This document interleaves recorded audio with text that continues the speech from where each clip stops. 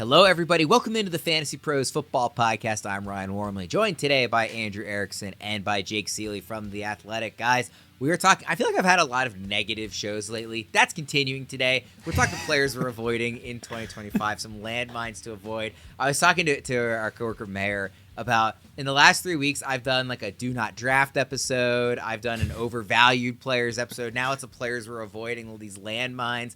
It's all negative, so I'm sorry for that to the audience that I have to continually be the party pooper here on these episodes. Quick reminder for everybody that all of our 2025 consensus rankings and tiers can be found at fantasypros.com/rankings. Erickson, how do you feel about diving into some of these more negative takes here? Well, similar to you, I have also been on a bunch of negative player shows. I actually wasn't supposed to be on this show. I had to do some swapping with Derek Brown. So I was supposed to be on the fun show later in the week, but alas, I'm here talking negatively. But we're going to get a different perspective with Jake joining. I don't think Jake has done as many negative shows as we've done. So it'll be getting some interesting light. Maybe he can push back on some guys that we're down on and maybe open a light about maybe some concerns about some other players. Jake, do you feel like you more enjoy coming on to these shows and getting to hype up players you like, or getting to be the kind of negative Nelly on the players you don't like? No, actually, I got put on this one. I'm like, can I find somebody? I don't like the negative ones. I like trying to make positive because I just feel like that comes out so inherently. Like, I don't even do busts anymore just because, well, two things. One is YouTube picked that up one time and was like, sensitive content, and pulled our video down because I guess, who knows what people are searching out there, but busts. But also, it always feels good to like, hey, these are the breakouts more so than like just avoid. I think the way that we're phrasing it, though, is that we're avoiding these players. It's not necessarily like we're calling them trash. Yeah, they're potential traps. They're landmines that we are avoiding, but at a certain cost. Oh, like my T-shirt. It's a trap. She's going to pull the football away. There you go. We had a fun chat about all of Jake's graphic tees before the episode, and it's already coming into play here. Let us know in the so Jake has a lot of graphic tees. So I say that, and I want people in the comments to list off how many graphic tees they think Jake has. Whatever you guess, it's not going to be enough. You know what? You know what? Because if you get the number on the nose, I'll send you one of my retired ones that I don't wear on the show anymore. I actually have a retired pile that I don't wear anymore. Try to hit the number on the nose. Jake will send you a fun little gift there. Before we dive in here, Jake, and by the way, I know we all just kind of like dumped on the concept of the episode. This still is an important conversation, right? Like there are players that you want to be avoiding. So we're gonna have fun with the episode, even if it is a little negative. Before we dive into you guys' player picks, and we're gonna go position by position. We got some running backs, receivers, etc. Do you have anything going on at the Athletic you want to share? Yeah, positive. It's my series of breakouts is starting. The quarterbacks first, running backs, wide receivers, and tight ends. So top 5 breakout potential quarterbacks coming for this year. All right, so you get the positivity over there. You get the negativity here. Let's have some fun. We'll start off with the running backs. Erickson, let's start with you. Who's the running back that you're avoiding this year? Kyren Williams for the Los Angeles Rams. My concerns for Kyren are, we know that Sean McVay loves him, but I do have concerns about if Kyren's going to see the exact same workload he saw last season, 389 touches, 87% snap share, so basically both second to only Saquon Barkley. And I know I have concerns about Saquon Barkley having a successful 2025 after how many touches he had last year. But the big difference between Kyren and Saquon is Williams was really inefficient as a rusher last year. So he ranked near the bottom in the league in terms of explosive run rate, missed tackles per touch, yards after contact per attempt. If you look at a lot of his advanced rushing metrics, it looked very similar to Najee Harris. So, yes, there are certain points where a player like a Najee Harris rushing style can be effective. And when you're getting all the touches in a backfield on a good offense, yes, it can work and score you fantasy points. But the fact that they still have Blake Corum entering his second season, who is a carbon copy of Kyren, the fact that they drafted Jarquez Hunter in the 4th round, they traded up to get him as more of a, not replacement for Kyren, but someone that I think they view as a complement to, hey, let's give Kyren a breather. Let's get this explosive running back on the field. Sean McVay has talked a lot about this offseason about kind of mimicking a little bit what they did in Tampa Bay with Liam Cohen, where they were using pony personnel, they were using multiple running backs. So I think in an effort to keep Kyren healthy and upright, because Sean McVay loves him, I don't want to destroy this guy. Kyren's going to sign an extension probably with the Los Angeles Rams. And if they want to make him last and be productive year over year in some capacity, then I don't think it means we're going to load him up with 350 plus touches every single season. And if he's seeing a reduced workload and also not being as efficient, like we saw last year when his efficiency really kind of fell off, I'm concerned that he's not going to be able to meet RB1 type of draft capital ADP. So those are my concerns for for Kyren Williams. Jake, I'm really curious what you think about this one. I feel like I've talked about Kyren on a few episodes recently, and what I keep saying is I am very interested in fading him. My hesitation is that the fact that I faded him a year ago and got burned by it, and I'm worried about getting burned again. How are you approaching Kyren in drafts this year?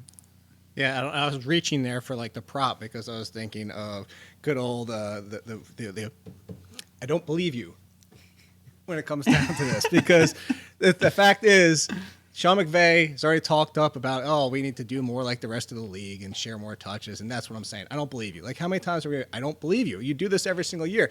You could, and credit to Ian Hartis who did this, is went out there and pulled everything he said last year about Blake Corum and treated the tweet as in a Jarquez Hunter tweet, and everybody thought it was about Jarquez Hunter when it was all the stuff he said last year about Blake Corum and pulling the workload off Kyren Williams. So I say I don't believe you, but I will say there is a little bit of a concern. I have Kyren Williams as a back-end RB1. You could argue that if I don't have any concern, he should be a mid RB1. He should be RB 5, 6, 7.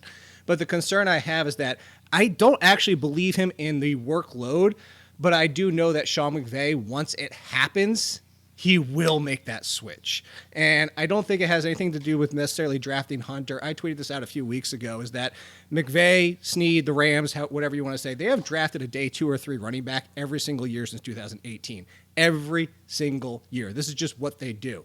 But similar to Cam Akers, similar to Darrell Henderson and all the rest, is once the switch happens, he very quickly loses favor for his running back. I just think that's what's going to take for Kyren Williams to lose his job, not necessarily the inefficiency, which I'll acknowledge. You're 100% right, Erickson. One of the more inefficient running backs in the lines of Najee Harris and even Joe Mixon at this point of his career. But I just don't believe him. It's just going to happen from day one. I think it's going to take 2 or 3 bad games for Kyren, and then it could happen, which is why I have him as a back-end RB1 and not a mid RB1. Erickson, before we move off Kyren, just because he's just such a big name, at what point are you comfortable drafting him? Is it the end of the second round? Is it he needs to fall to the third for you to be interested? His ADP is RB12 right now for reference. I think it's really more, I think he can probably be productive in the beginning of the season. It's just a matter of getting the rug to Jake's shirt, right? You know, the football gets pulled out.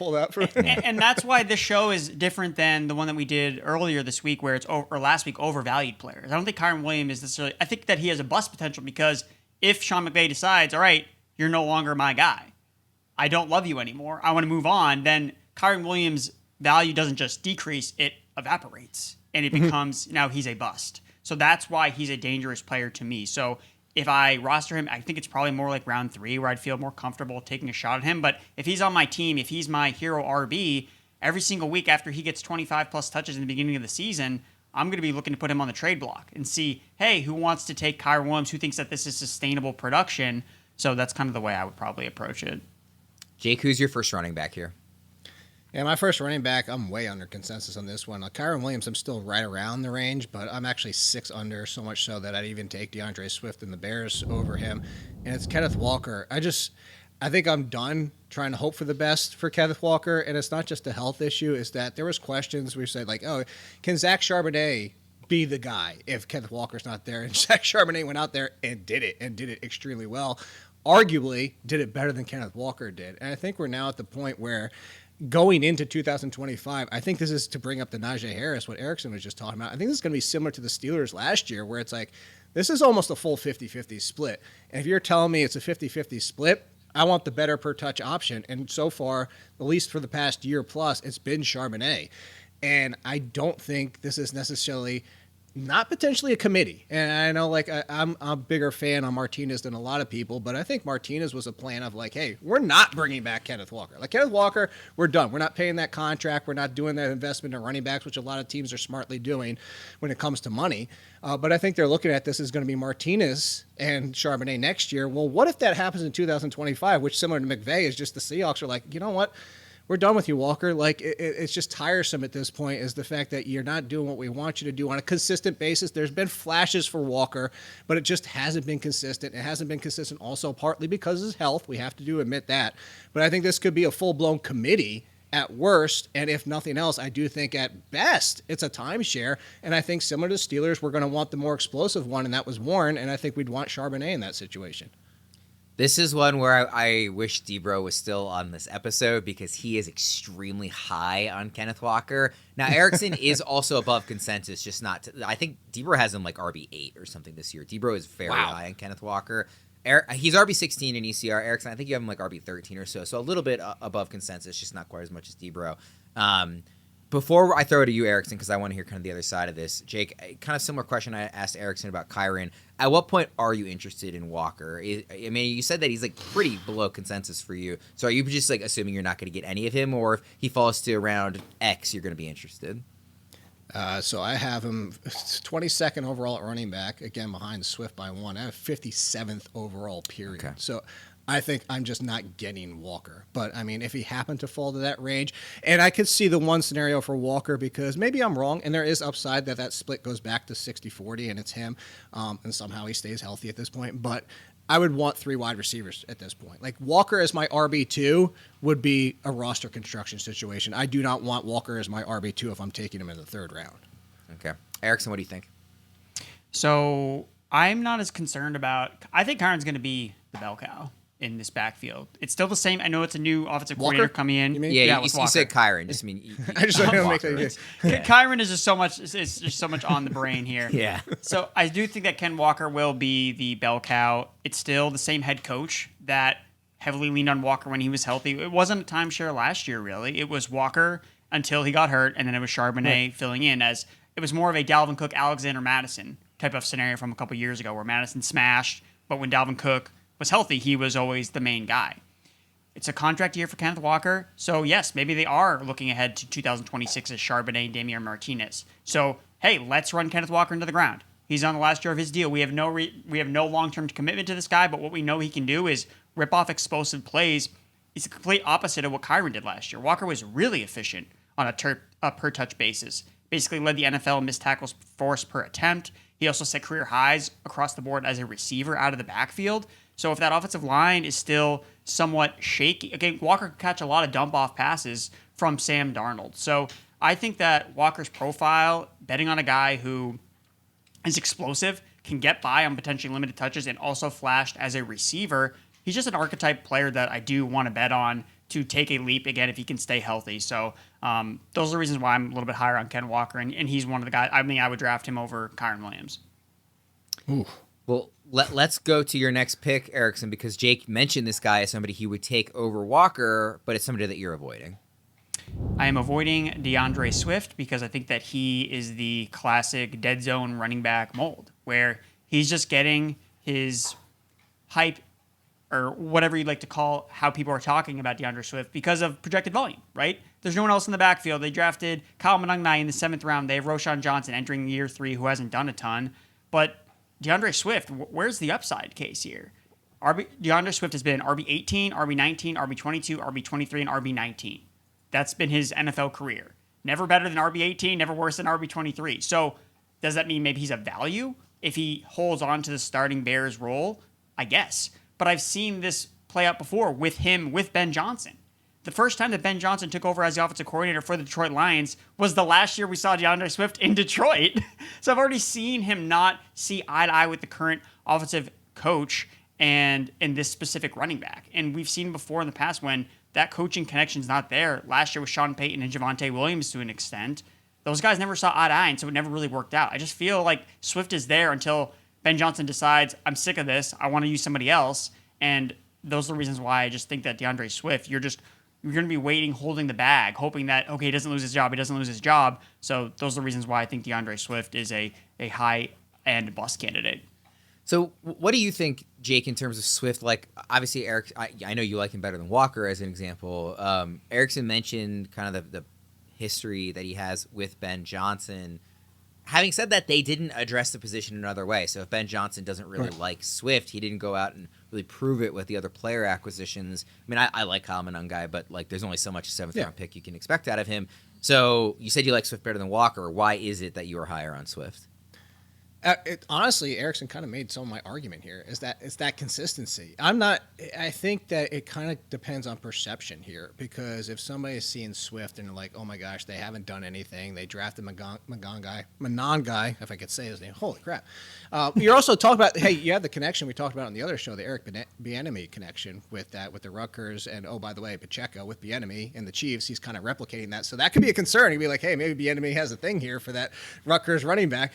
But all that being said, like, I don't think that Swift is going to be a 20-touch guy. I don't think Swift is a 20-touch guy. I think that if you look at Swift and you talked about all those numbers and the consistency, that's why I have him at RB21. I think that RB18 range is exactly what he needs to be as an RB2, and I think that's almost a guarantee with Ben Johnson. And you talked about it. It's like, yeah, there's been other opportunities, but again, I go back to perception, is that I think the perception might be kind of how you phrased the question. I'm not saying that you're coming for me or anything like that, but it's like, is people are like, oh, they didn't do anything, so that means Swift to the moon now. No, I think that just means Swift is safe. And what Swift is a timeshare running back. He is not a 70% workload guy. He's probably 55, maybe 60%, where he hovers in those mid-teens.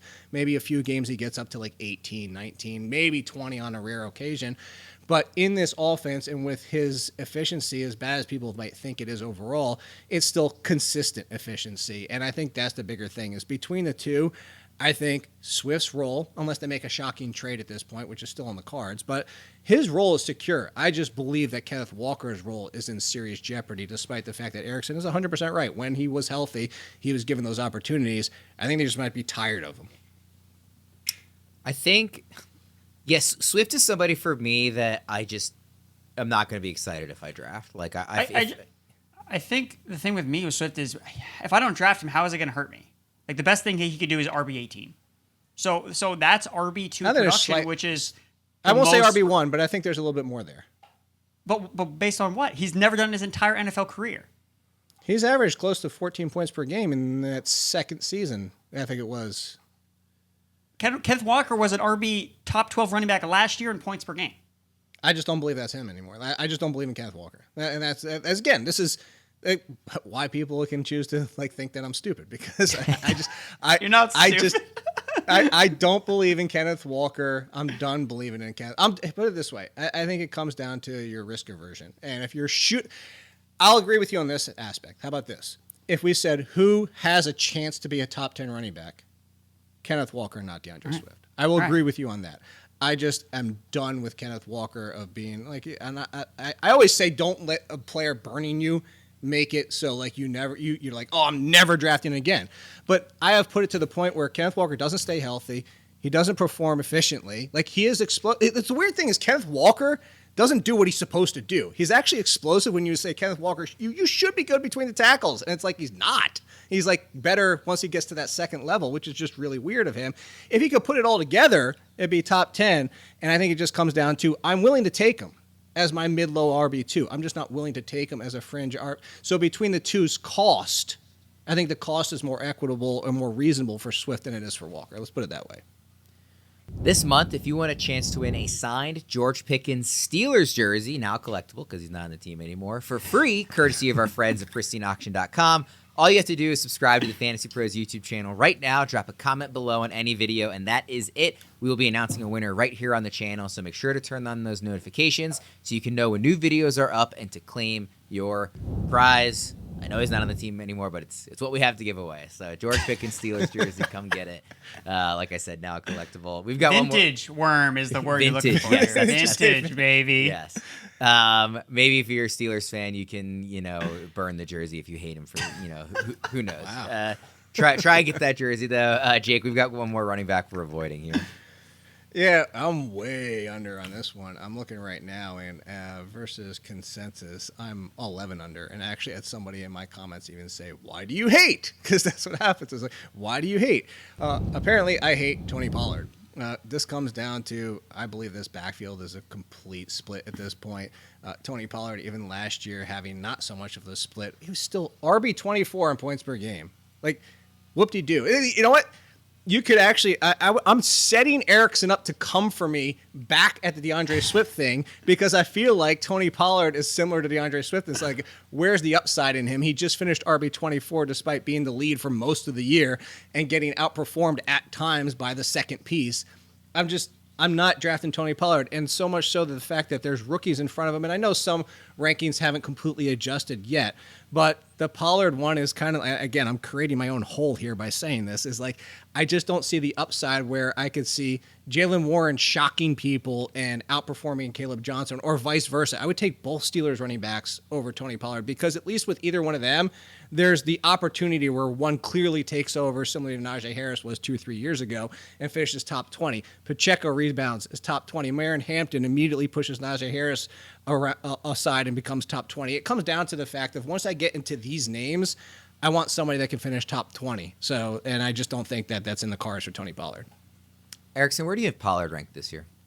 So I have him the high-end RB3 range. So right now he's RB26, but like Jake alluded to, he's grouped in with a bunch of rookies, and it goes back to a lot of this draft strategy with some of these RB2 running backs is you're kind of weighing early season production versus late season production.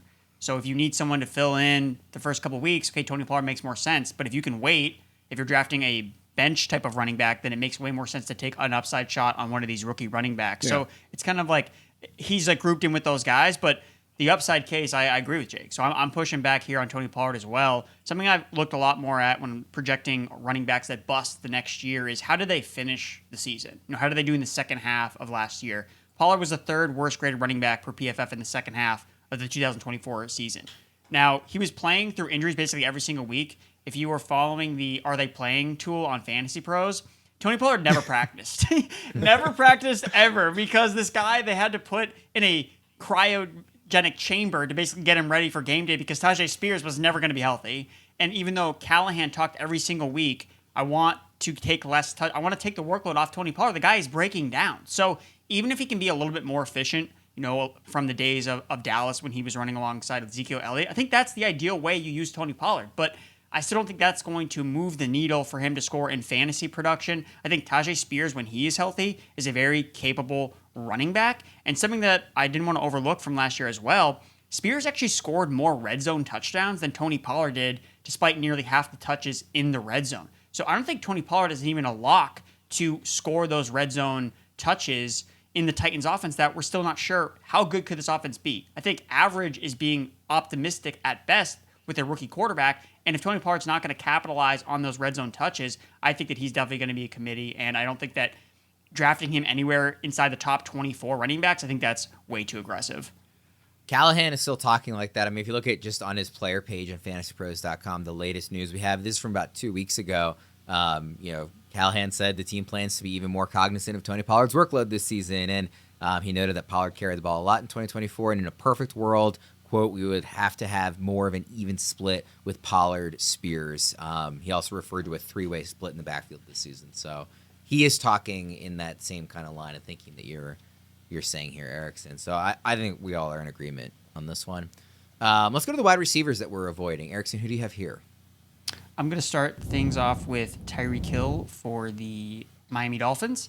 I just think that what we saw last year should not be ignored. I don't think that wide receivers entering age 31, coming off massive declines in efficiency, should just be given a pass on that type of season. So last year, Tyreek Hill, wide receiver 33 in points per game. He only had 200-yard games when Tua Tagovailoa was healthy last year. And in those games, 11, he was wide receiver 18 in points per game. So again, the production cratered. The efficiency was nearly cut in half in terms of his yards per route run, fell to 1.75.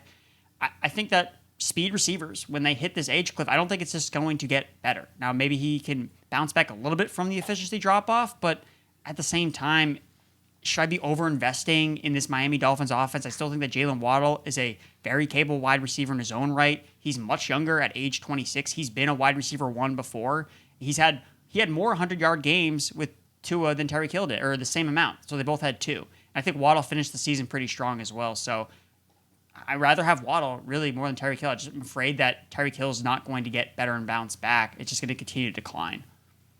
So I'm curious, Jake, what you think about Hill, but I also want to loop in your first pick in this section, who is Hill's teammate, Jaylen Waddle. So we're avoiding on either side here this receiver room in Miami.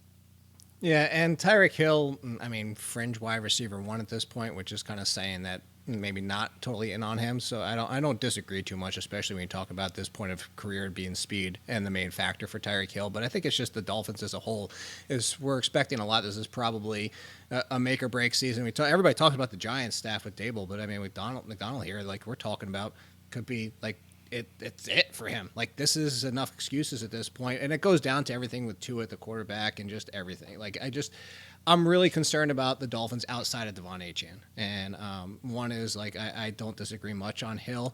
I'm a little bit more positive on Hill than I am for Waddle, and I'm down on Waddle. But the funny thing is like when I was looking at Waddle a few weeks ago, and that was the first name that came to mind when we were talking about this in the Slack, is that I know his ADP has started to fall and his expert consensus rank has started to fall because I remember where it was. And I remember that people are talking positively, Erickson included. I'm not coming for Erickson and saying like he's talking positively about Waddle, but people are like, oh, Waddle's a value. And like if he stays healthy and everything, the opportunities here and Tyreek Hill's falling off.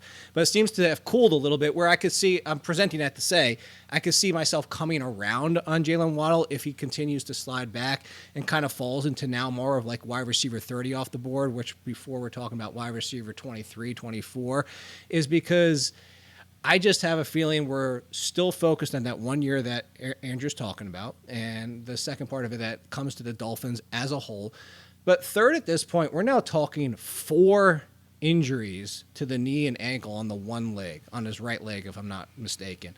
And I'm just starting to get the feel, just me, it's just like is a healthy Waddle a thing anymore? Like 100% healthy Waddle, like even if he's healthy, like similar to we're talking about Javonte Williams, is like, does that player exist anymore? And I just have the hesitancy of like Jaylen Waddle being that guy. The opportunity is there. The target should be there given the depth chart. I just don't know if Waddle is that peak 3 years ago now Jaylen Waddle that we know. I don't know if this offense is going to be as good as it was. I think the offense has been figured out a lot as we watched that. We talked from a football perspective last year. A big part of the Dolphins is that the league adjusted, as the league will do. They said, well, screw this. We're going to stop trying to play you, man. We're still going to stop trying to play you close. We're just going to drop back in umbrella coverage, basically, and keep everything in front of us, and good luck trying to get past us after the catch because we're just going to contain. And they played contain, and it stopped everybody across the board. So I just have concern of the Dolphins as a whole, and that falls into having concerns for both Tyreek Hill and Jaylen Waddle. I do not want to take Jaylen Waddle as my second wide receiver. As my third, then I think the risk is worth the upside. So would you rather have, Jake, I'm pulling it up now. So Tyreek Hill is wide receiver 14 and Waddle is wide receiver 31. That's in consensus in half PPR. So would you rather take Hill even at that, much higher cost? No, actually, again, as I said, he keeps continuing to slide back a little bit, Yeah. that being Waddle. So, like, at that cost, I mean, now you're talking about the George Pickens, Calvin Ridley range, and I'm more okay with that than Hill at that point. The bigger thing, too, is a lot of times when we're talking about those 30 wide receivers being in that 5th, 6th round, usually I'm circling back to my running back. This comes down to draft tendencies and avoiding this. What I have 26 to 40 for wide receivers, including Jaylen Waddle. I have an enormous tier 5 just because there's so many values that are equitable. Erickson, kind of a similar question on the Waddle side of things. If you're avoiding Hill, does that mean that you are more aggressive on Waddle than Jake is laying out? Yes, I'm more aggressive on Waddle. I think that Jake laid out the case where the injuries are a real thing. And you can't tell from looking at his games played because, he hasn't missed that many games, but when you go back and you read the injury reports leading up to all these games, Waddle is almost always on all of these injury reports. So I think that's part of the reason why you've seen his efficiency drop off a little bit, especially last year. Again, quarterback issues aside, how healthy was he? But I will say at the end of the year, he did flash a little bit. He went over 99 yards twice, over 13 fantasy points per game. He commanded 9+ targets in 3 of those last 4 games. And just the body of work with Waddle is so good. Again, 2022. He was wide receiver 1. He was a wide receiver 1 as a rookie, and he did it in different ways. One year, it was gobbling up a ton of volume before Tyreek Hill arrived. The next year, it was really strong efficiency. He's been a wide receiver 1 with this quarterback and this play caller before. So with that in his range of outcomes, being a wide receiver 1 when he's healthy, I think that he is worth the price. And as Jake said, if the price does fall enough where that injury concern is captured, I think that it's worth taking the shot on a Jaylen Waddle while acknowledging, yeah, this guy does get banged up pretty often. The NBA Finals are finally here, and this is your last shot to win some real cash before the season ends. The simplest way to get in on the action, downloading the Pick 6 app from DraftKings.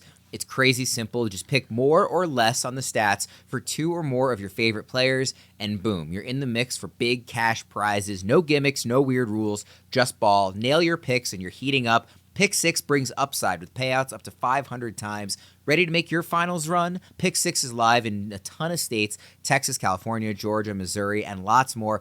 And get this, all new Pick 6 customers will instantly get $50 in bonus picks on just a $5 entry. So don't miss your last shot to win some cash this NBA season. Download the DraftKings Pick 6 app right now and use code FANTASYPROS. That's code FANTASYPROS. New customers play $5, get $50 in bonus picks instantly. Ride the upside only on DraftKings Pick 6. The crown is yours.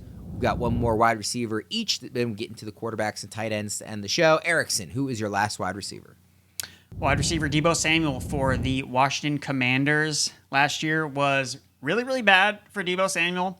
8.5 fantasy points per game. He went over 22 receiving yards one time in his last 7 games played, and that was despite Brandon Ayuk's absence in the second half of the season. I know Deebo was battling through some illness, playing through injuries, but that's what he does. He's always banged up. He's on a brand new team. They traded him for next to nothing to the Commanders, the 49ers. They were going to cut Deebo Samuel. So I just don't think that he's on the back 9 of his career. He's entering his age 29 season. And I think that going to a Cliff Kingsbury offense where we've seen Cliff Kingsbury at times struggle to come up with creative ways to use dynamic playmakers in space. I feel like it took us half a season to get Terry McLaurin out of one spot on the outside to kind of get him going and move him around the formation a little bit more. So I think that Deebo Samuel is just name brand with him. I think that if he's healthy, he can probably start the season out, pretty productively, especially if Terry McLaurin, has this holdout potential to go into the season. But then Worm, I think we talked about this on one of the other shows, Deebo Samuel will be the number 1 guy on my sell high list. After week 1, if he rips off a big 60-yard run after the catch touchdown, first guy on the list to trade high is going to be Deebo Samuel. So for those reasons, again, maybe if I had to draft him or he was on one of my teams, I would immediately be thinking, when can I flip this guy? Because I've just seen this script play out so many times with an older receiver on a brand new team, and usually doesn't end well. Yeah, I have nothing to add. We've talked about it on a recent show too. The Cliff Kingsbury point, I think, is a great one in terms of he's not the guy I trust to use Deebo in the way he needs to be used. I'm in strong agreement here. Jake, what do you think about Deebo as a fade? As a fade, sure, but as a wide receiver 4, where I think his ranking is right now, I'm going to be in on that. Mostly because it comes down to there's almost 150 targets between these also-rans trying to be the number 2 for Jaden Daniels in his rookie season. And I'm not saying he's going to get 150 targets, but we tried everything from Zacchaeus to Brown again, both of them, and just all these options down. I mean, even Luke McCaffrey. And I think Zach Ertz is still going to get his 90-ish targets, and Eckler, if he can stay healthy, will be involved. But I think he's the clear number 2, and I think that this does help McLaurin. And I'm not saying Deebo's going to come here and all of a sudden turn into the Deebo from the 49ers, but let's also be honest, the Deebo from the 49ers that everybody wants to happen again wasn't ever going to be a thing again anyway. That was a one-year anomalous situation for Deebo Samuel. But as a wide receiver 4, I'm going to be in on it, and that's really what it comes down to. In the names that he's around, I have no problem with it. Now, if he climbs because people are starting to say oh, okay, well, he's walking into 100 and 110 targets because he's the clear number 2, and he gets up into the conversation of a top 30, then I'm out. I think that's where I would draw the line. So, but at this cost, I'm in. Yeah, the cost isn't that prohibitive. I think that is a fair counterpoint. I just would caution against anybody who looks at him and says oh, this late, maybe there's some real upside here. To your point, it's been since 2021 that he had that epic season, which was a fantastic season, obviously, but that was 4 years ago at this point, and I really don't think he's going to be getting to boost his receiving stats with the rushing touchdowns that we've grown accustomed to when he's healthy. I just don't see that really happening in Washington. No. Like I would set the over under at 2.5 rushing touchdowns this year. Like I just don't really see them using him that way. And I think he needs that to make up for the lack of receiving production that has really been every year of his career except for 2021. So it's a fair point of the cost though. Let's go to the last receiver here. Jake, who you got? This one, maybe you guys can tell me if I'm just an idiot because I do not get. No, the commenters will tell you if you're an idiot. Okay, that's fair. How is Rashee Rice wide receiver 19? Like, speaking of things that are not a thing anymore, even if Rashee Rice was 100% healthy, which is still a question, even if Rashee Rice is not suspended, plays the entire year, still a question. He's not clearly the number one anymore. We're just discounting everything Xavier Worthy did as a rookie. We're just discounting this roster up and down. Like they have a multitude of options now where, sure, Rashee Rice, first read by Patrick Mahomes a lot. Again, that roster, Rashee Rice on this team, is different than Rashee Rice coming back to what he's coming back to.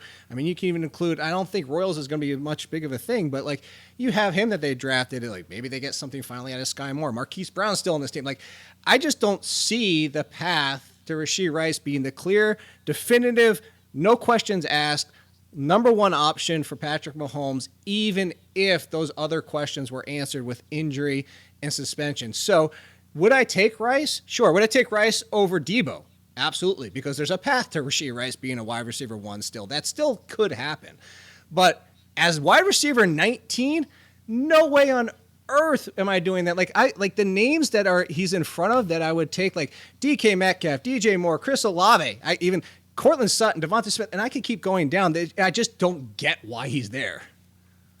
Erickson, I'm very curious to hear what you have to say about this because we are in a slow draft together right now, and you just took Xavier Worthy with Rashee Rice still on the board.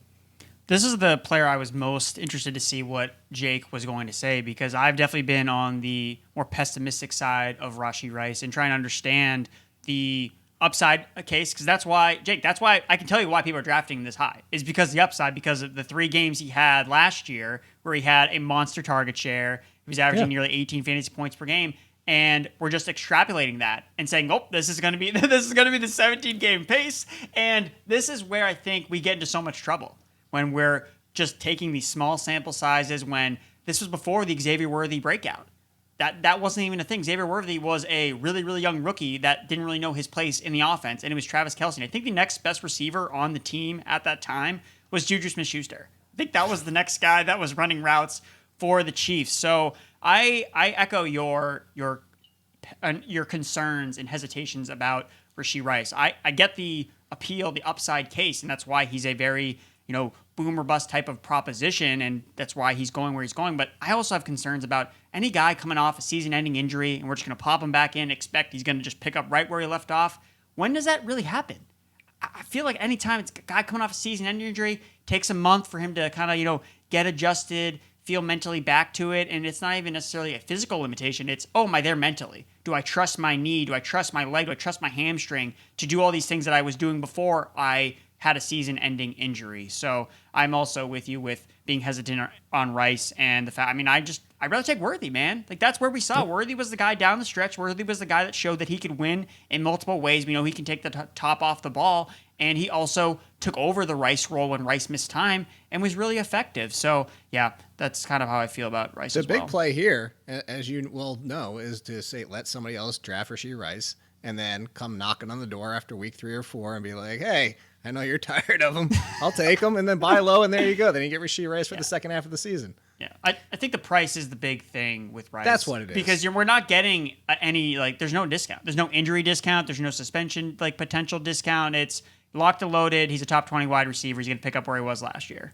You say Rashee Rice, wide receiver 28, 29, somewhere around. I wouldn't even brought him up. Would you, Jake, also draft Worthy ahead of him? He didn't listen with the names earlier, but is he in that group of receivers? I actually have them back to back. Yeah, and part of as I threw the caveat in my rankings on the Athletic, I actually explained some of the wide receiver rankings, and one of them was, as of today, I would take Worthy over Rice because of all the questions we still have. This is still only June, the suspension and the injury. Even if the suspension gets completely wiped out, that's just not even a thing anymore. I'd probably only move Rice up a few spots just because I do think there's a slightly higher ceiling than Worthy, but he would still probably top out only a spot or 2 in front of Worthy because I don't know that we're not leading into a season where It's they have similar target shares. And what Erickson just brought up, which I think gets overlooked a lot by people who don't know, and I know everybody watching this show probably knows the game as much as we do, but I'm saying a lot of people might see it. People are box score looking. We'll see Xavier Worthy and the yards per catch and everything, not really realizing a lot of it was short to intermediate that he did after the catch and was kind of what Rashee Rice was bringing before he got hurt. Let's go to the quarterbacks that we're avoiding here. We've got, well, I would say one each, but Jake kind of picked a whole category. So I'll just say, I've got about 15. Yeah. So what Jake picked was any non-running quarterback besides Burrow. Erickson picked somebody who actually falls into that category. So Erickson, why don't you talk about Jared Goff, who was your pick first, and then we'll get into Jake kind of avoiding this demographic as a whole. Well, I mean, credit to Jake because he hit on all the busts, because that's what busts are. They're the guys that we over-evaluate that don't add any value with their legs, except for Joe Burrow because he's the most elite passer and he's kind of an exception to the rule. So I'm glad that Jake added him there. But Jared Goff basically checks off all the boxes of a quarterback you don't want to draft. You're drafting him based on what he did last year when it was a career high in terms of passing touchdown rate. 6.9% touchdown rate in 2024 was a career high. When you look at the Fantasy Pros touchdown regression report, guess who's at the top of the list? Jared Goff. You have one of the toughest strength of schedules. You have him now playing outdoors as opposed to last year when all of his games were basically inside. Last year, his splits, weeks 11 through 18, he averaged over 25 fantasy points per game. Before that, it was 16.5 points per game, QB2 level production before the defense basically had all of those injuries. You're losing Ben Johnson. That's a concern. We have more shifts across the offensive line. We just found out that Frank Ragnow, the center, the longtime center for the Lions, he's retiring. He's not coming back. So the Lions are really now thin up on the interior of their offensive line, and they were the second healthiest offense last year. We talk about team-level health regression.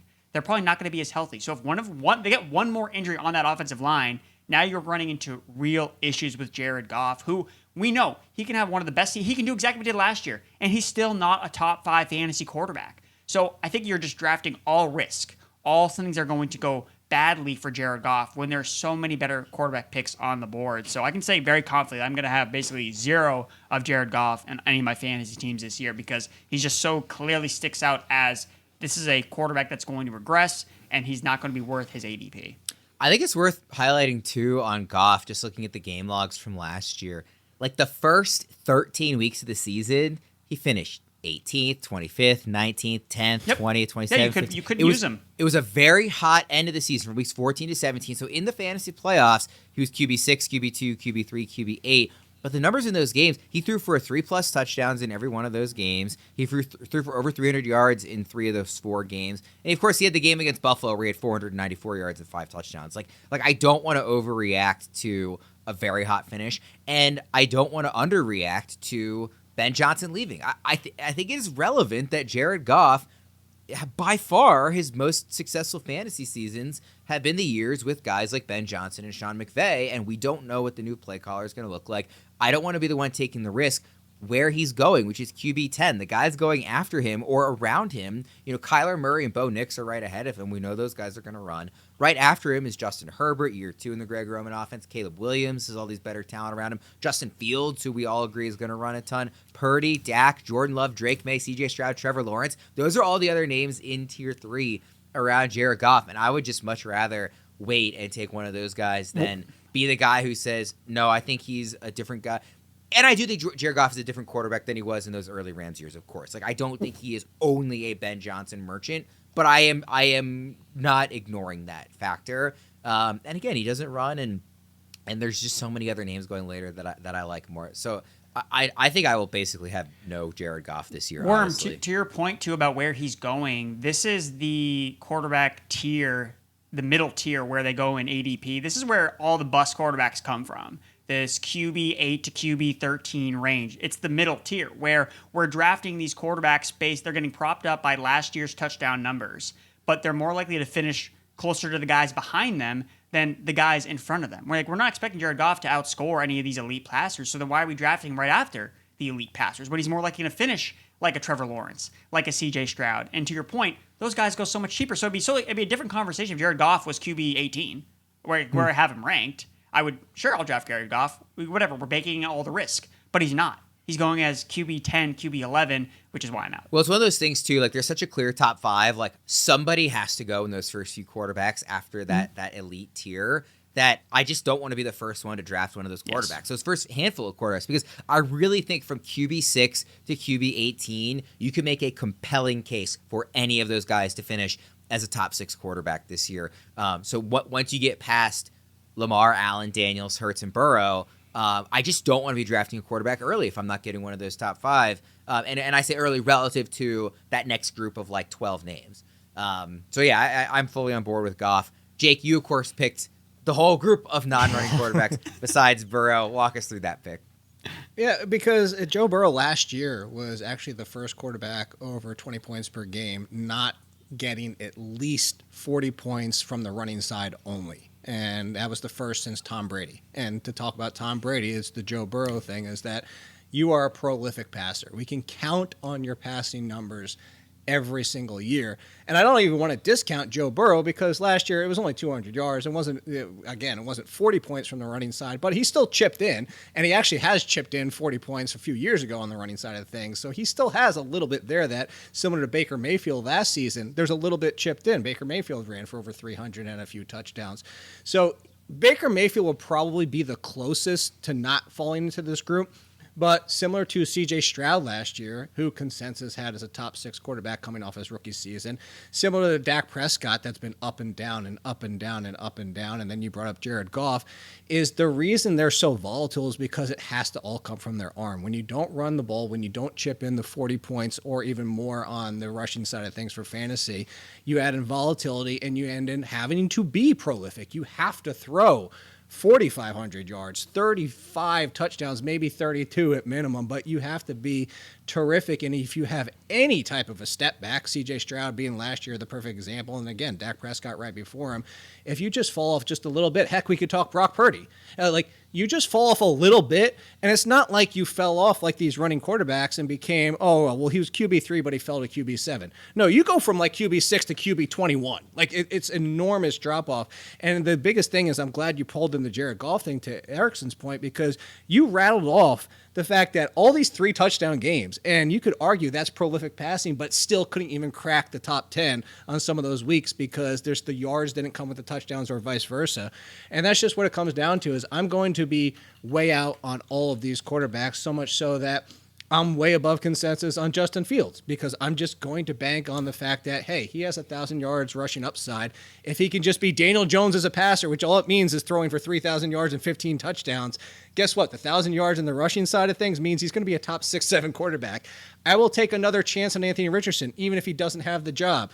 I will take chances on Bryce Young, that maybe he's bringing in some rushing upside that we never saw before, even at Alabama. But late last season, he started calling his own number, even at the goal line.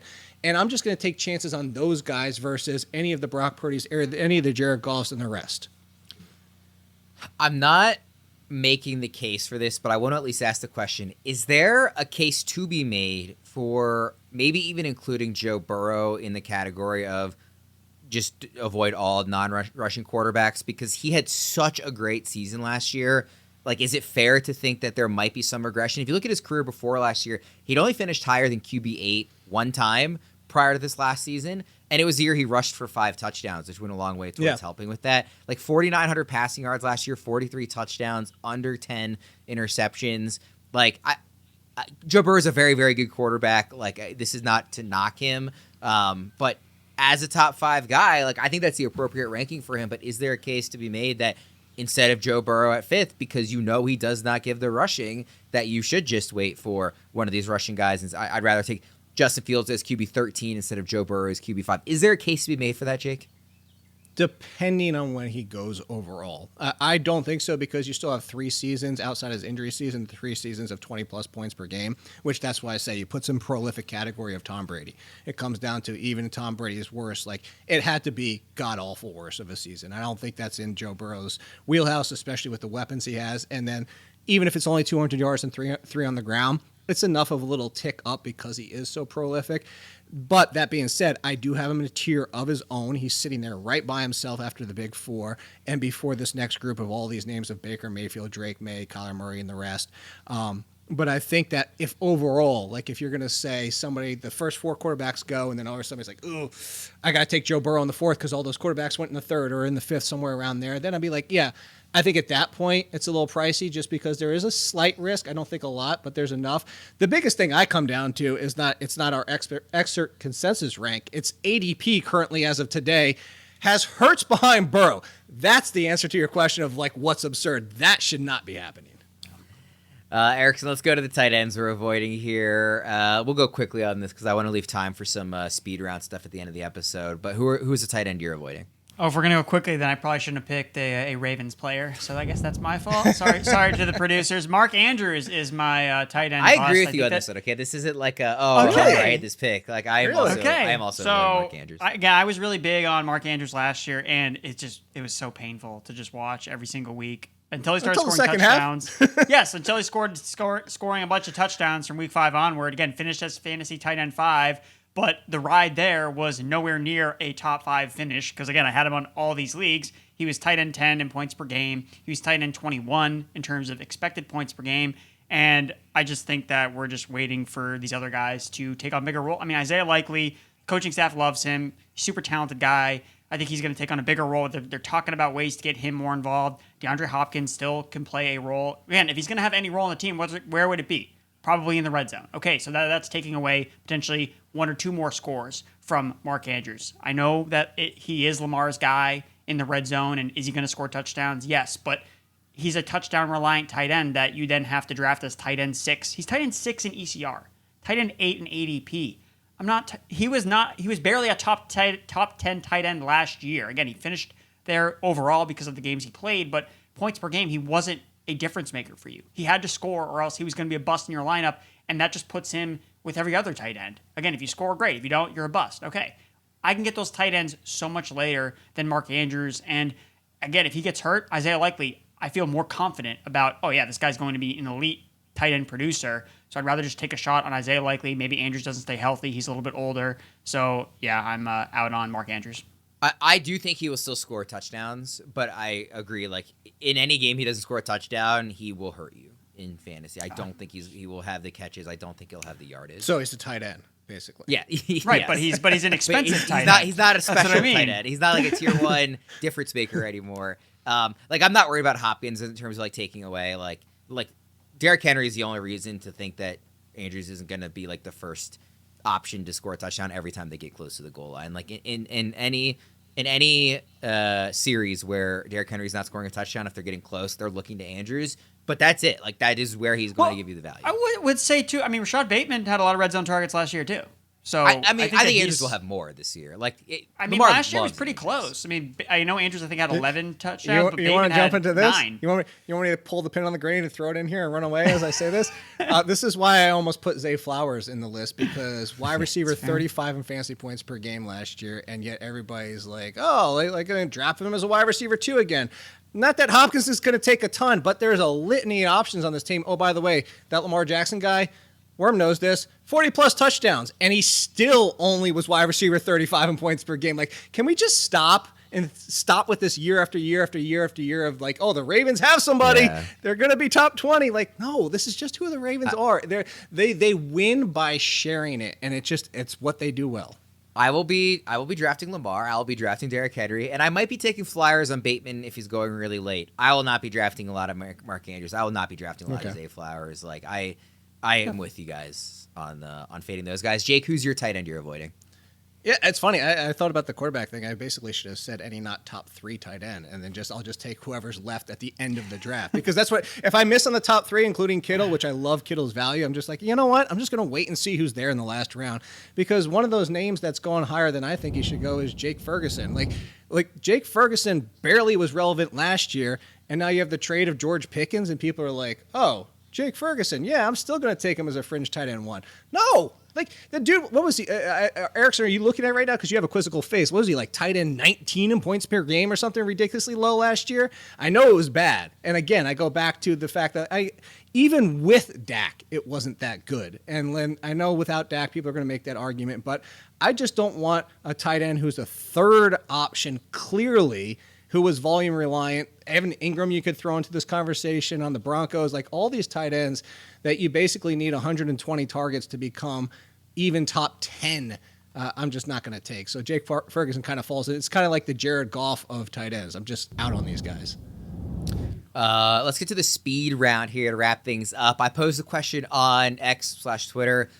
Is this player a trap? Who are some of the guys you're fading and avoiding this season? The landmines you guys want to be avoiding. So these are the answers we got. I'll just give to you. We're up against on the clock, so just very quickly, like, yes, no, you agree or disagree, and then we'll move on. I just want to run through these since I did ask everybody on social. By the way, some of the answers we got, we already talked about in the show. Deebo Samuel, Tyreek Hill, Ken Walker, all were submitted by users as well, so they agreed with us on those guys. A lot of tier 2 running backs. So the first one here, Ashton Genty. Erickson? I'm in.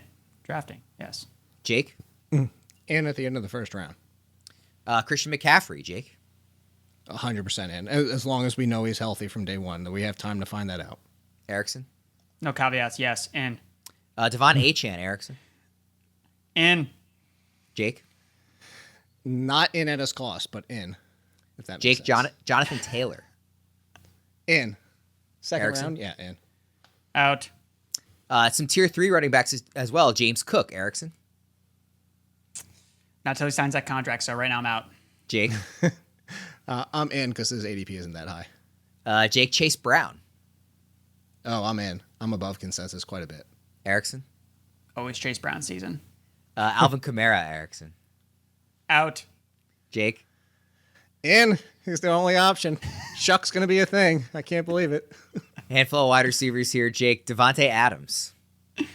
I'm in. I think there's a non-zero chance he could push Nakua for a similar points per game number. Erickson? Very much in. Deebo very much in as well, by the way, if you look at his rankings. Travis Hunter. Erickson? I'm going to say no. I'm out. Jake? Strong in. Strong in. How about Roma Dunze, Jake? Ooh. Hesitant in. Erickson? In. Michael Pittman. Erickson? In. He's dirt Jake? cheap. Out. Chris Olave, Jake? In. Erickson? Out. Out. And then the last He was one one of here. these Saints. No. Last one, tight end. You knew somebody was going to suggest it. Kyle Pitts. Erickson, in or out? Oh my god. Not until he's on a new team and not injured, so I'm out. Yeah, he also, by the way, there was a report earlier today as we were recording this that he has a strain in his foot, and that's why he's not practicing at OTA. Jake, in or out on Kyle Pitts? Oh, here, I'll give you this. He had more points per game than Jake Ferguson. I looked it up. He was tight end 29, Jake Ferguson. Yeah, Jake Ferguson. Where had the is Dalton Kyle Schultz. Pitts going? What's his ADP? He's Kyle outside the top Pitts. 100. I'll pull it up here. Very much He's outside the ranked. top 100. He's ranked tight end 17. His ADP is also tight end 17. 17 at that. I'll take a flyer because he would be my last pick of the draft. I'd be in at that. If he gets close to tight end 1 again, no. All right, we'll go ahead and wrap up on the always fun Kyle Pitts discussion. Thanks everybody for tuning in. Those are the players we're avoiding. Hopefully we come back the next time we do a show together. We can bring some positivity for Jake and Erickson. I'm Ryan Wormeli. Thanks for tuning in. We'll see you next time.